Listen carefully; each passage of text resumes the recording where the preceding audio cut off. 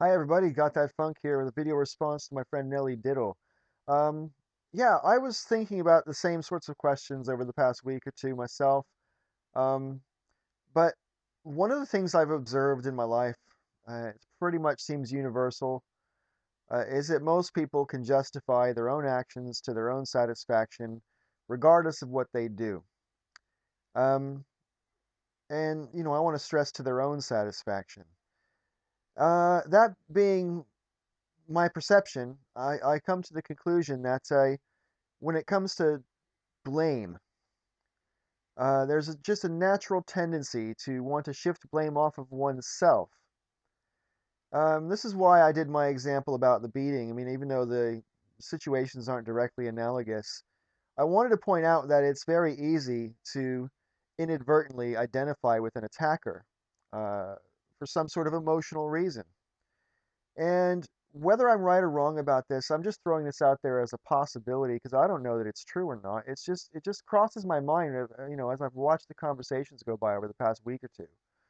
Um, but it does seem to me that by implying, someone is to blame or is responsible or in any sense culpable for being a victim, um, implies some level of empathy with the assailant. And I don't mean that as in the sense that they think the assailant was right in what they do, because I'm saying straight out that's not what I mean, yeah. But what I am saying is, we can all relate to wanting to be able to get away with things. And the way we tend to get away with things when we want to play the blame game is you have something else to pin it on that's not you. That's how we all get away with things. Because it's my opinion, based on my own observations and my own behavior, that no one ever does something that they know is wrong without coming up with justifications in their mind before they do it. Unless they don't know they're doing something wrong until after they've done it, of course, that's an exception. But generally speaking, if you set out to do something that you know you shouldn't, whatever that is, whether you're taking a bag of crisps at work that you're not supposed to take, or whatever it might be, little tiny things. Everybody has a little justification, even if that justification is, oh, well, I won't get caught. You've thought about it. No one does anything wrong without thinking about it. That's my opinion, and it's like I say, it's not just my own behavior that I base that on. I've raised two kids, and I've been around the world, around the sun now quite a few times, and yeah, it just seems pretty obvious to me. So it tends to me to suggest that this is where it comes from.